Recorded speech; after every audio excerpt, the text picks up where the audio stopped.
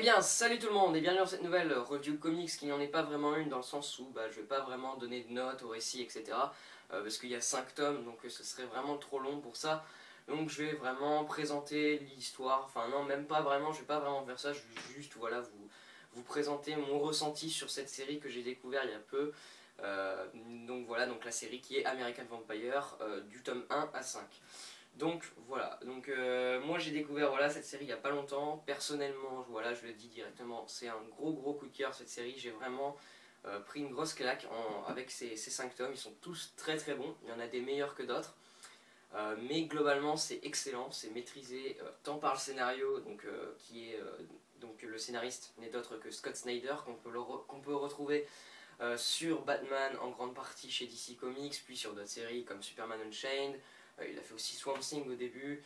Donc voilà, c'est un scénariste pas mal connu du moment, enfin un scénariste du moment quoi. Et là, il est, on va dire, sur sa propre œuvre qu'il a créée avec le dessinateur Raphaël Albuquerque, ainsi qu'un auteur de romans pas mal connu qui est Stephen King, parce que dans le tome 1, dans la préface et dans la postface, on apprend que quand même Stephen King a quand même aussi aidé à la création de l'univers et du background de la série. Voilà un peu pour le tour, enfin la présentation des scénaristes et dessinateurs qui travaillent dessus.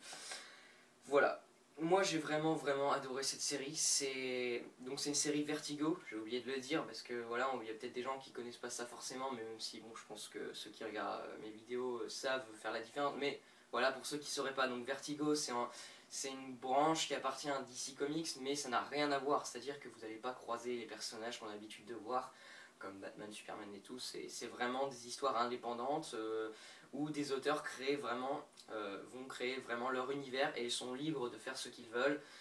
C'est beaucoup plus sanglant, beaucoup plus sombre, enfin beaucoup plus violent, beaucoup plus osé par moments. Donc voilà, c'est vraiment des séries pour les plus, pour un public averti. Voilà, c'est pas donné à tout le monde quoi. De toute façon, il n'y a qu'à regarder les couvertures, on voit que c'est pas le genre de série pour tout le monde.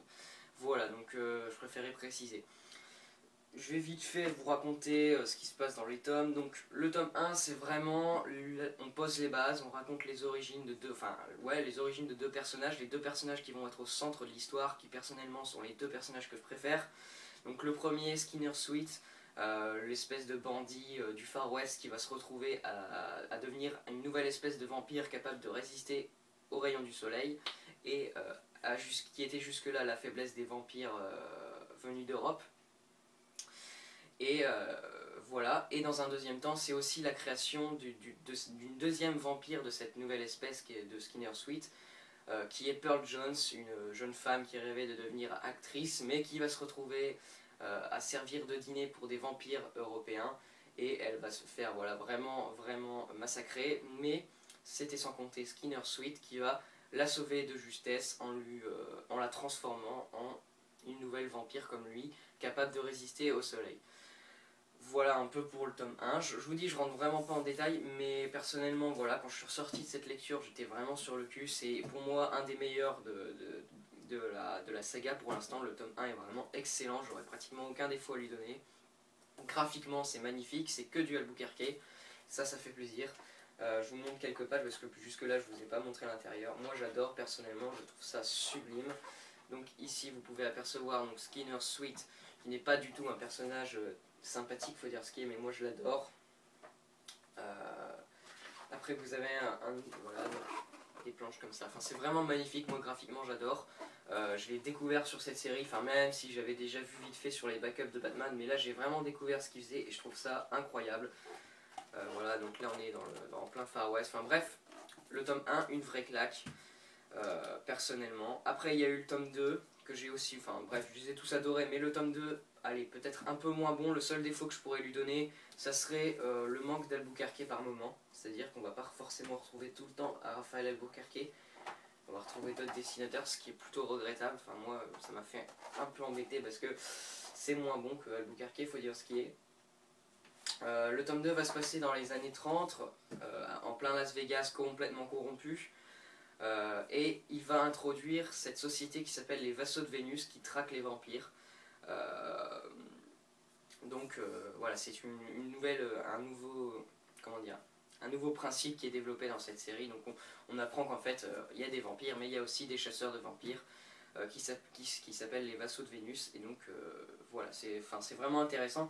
Après je veux pas trop rentrer en détail parce que mon but c'est de faire découvrir la série. Et donc si je vous raconte tout, même s'il y aura forcément des gens qui connaissent la série, je vais rien leur apprendre. Mais si je raconte tout, ça gâchera le plaisir pour certains. Le tome 3, excellent, qui se passe en pleine guerre mondiale, donc qui s'appelle le Fléau du Pacifique, dans les années 40. Donc là, Pearl Jones et Skinner Sweet vont être contraints de faire équipe. Ah non, non, c'est pas du tout ça, c'est, comment s'appelle-t-il, Skinner Sweet et le mari de Pearl Jones, Henry Preston, qui vont devoir faire équipe, pardon, c'est dans le tome 5 ce que j'ai raconté. Très très bon tome, graphiquement que du Albuquerque, donc ça fait plaisir. Voilà, je vous montre des planches, c'est vraiment magnifique. Enfin, on a aussi du début, mais c'est vraiment très léger. Au début, on a une autre partie d'un autre dessinateur. Voilà. Voilà. Après, on a le tome 4, qui est peut-être le moins bon de la série, mais qui reste quand même très bon, qui va introduire un nouveau personnage, donc, qui est Travis Kidd, qu'on peut voir sur les couvertures, que personnellement, j'aime pas mal. Après, on l'a pas encore vu beaucoup, donc je peux pas trop donner un avis définitif sur ce perso, mais pour l'instant, il est plutôt attachant. Donc voilà, qui est un chasseur de vampires tout simplement. Voilà, donc très bon tome, mais peut-être le moins bon de la saga. Et après, Scott Snyder et Albuquerque retapent très fort avec un tome 5 presque aussi bon, enfin même aussi bon que le tome 1, qui m'a vraiment mis aussi une grosse claque. Et c'est dans ce tome là où Pearl Jones et Skinner Sweet vont être contraints de faire équipe et de détruire une organisation de vampires, voilà. Et c'est que du Albuquerque en dessin, donc ça fait très très très plaisir graphiquement, c'est une tuerie monumentale. Voilà, je suis désolé parce que j'explique vraiment, je suis très vague dans mes explications, mais voilà, comme je vous dis, je veux vraiment pas trop rentrer en détail, j'espère que ce que je raconte c'est clair, mais si vous voulez, c'est qu'il y a tellement de choses à raconter que je sais pas trop quoi, par où commencer et tout, donc voilà, je pense que vous n'allez pas forcément tout comprendre dans mes explications, mais ce qu'il faut retenir, c'est que c'est excellent, c'est très très bon, c'est hyper bien écrit, l'écriture est vraiment excellente, les personnages sont très très attachants, on s'y attache très vite, enfin moi personnellement je me suis attaché très vite aux personnages, graphiquement c'est sublime, ça a une vraie identité, voilà, puis ça sort de l'ordinaire, enfin c'est vraiment excellent.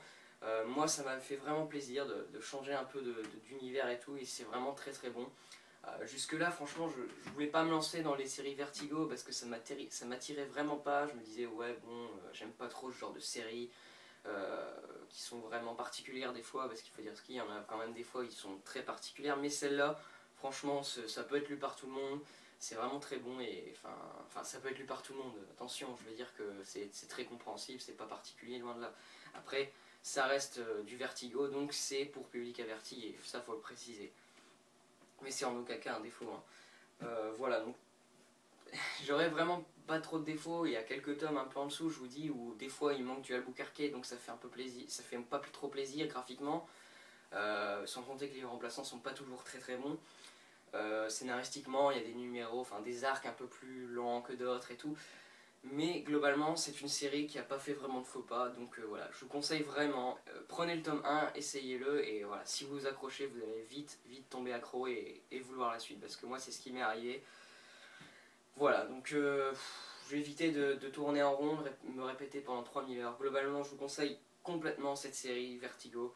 Je suis bien conscient qu'il y en a plein d'autres d'excellentes séries Vertigo, je suis pas en train de dire qu'il n'y a que ça qui est génial en Vertigo, mais moi personnellement c'est ma première série Vertigo, je regrette pas du tout de m'être lancé là-dedans, et voilà, j'ai qu'une hâte, c'est d'être en septembre pour avoir la suite, donc le tome 6 qui sort en septembre. Voilà, donc ça sera tout, j'espère que cette vidéo vous aura plu malgré mes explications assez brouillonnes et tout, mais voilà, c'est tout ce que j'ai à dire. Je vous dis à la prochaine pour une review comics ou un achat comics et info.